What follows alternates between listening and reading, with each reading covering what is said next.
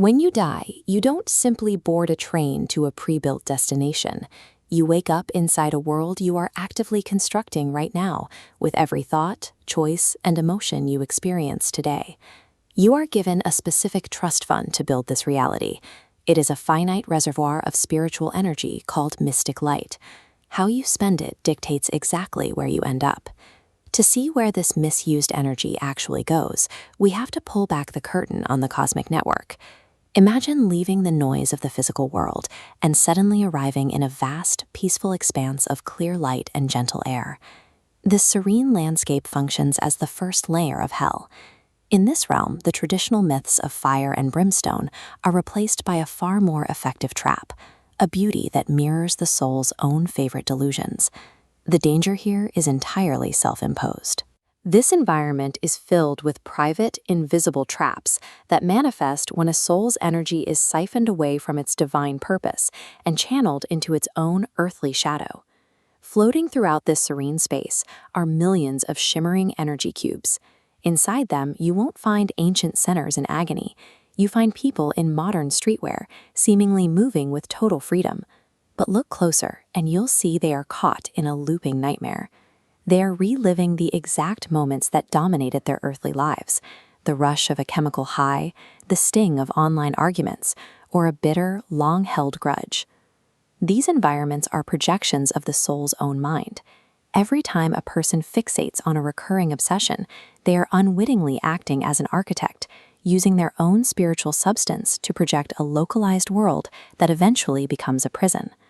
This diagram represents a soul's initial trust fund of light, the finite reservoir of energy in the center. Engaging in a toxic habit siphons this light out.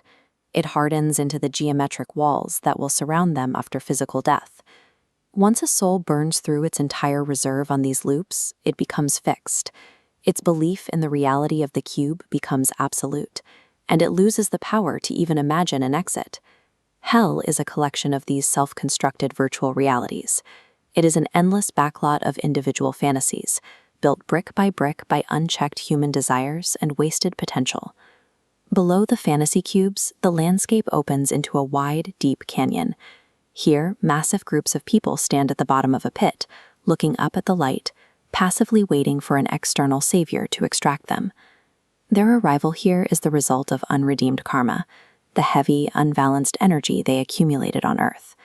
Because they never learned to transform that energy themselves, their own weight keeps them more to the ground. Look at this central point representing the soul, harnessed between two massive opposing forces. The left force demands blind, passive obedience to the mind, waiting for unearned rescue. The right force fuels earthly addictions in the heart. Together, they lock the soul in painful paralysis. Even when beings of light stage a rescue, unleashing a giant violet fire to smash the cubes and shatter the illusions, the souls often refuse to move.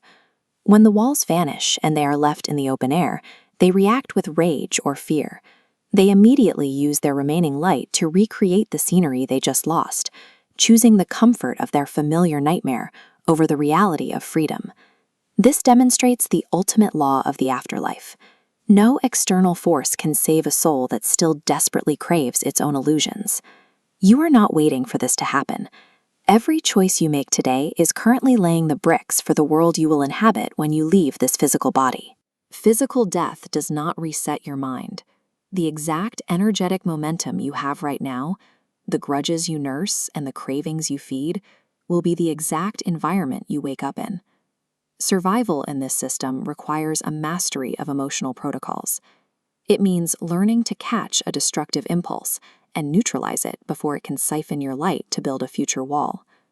Every time you walk away from toxic drama, resist the pull of an addiction, or prioritize truth over a comforting fantasy, you bank mystic light. This banked energy becomes the architectural material for a divine afterlife retreat, a place of power and clarity rather than a restrictive loop. The breakthrough happens when you stop wasting your sacred fire on earthly distractions and start investing it in your own transformation.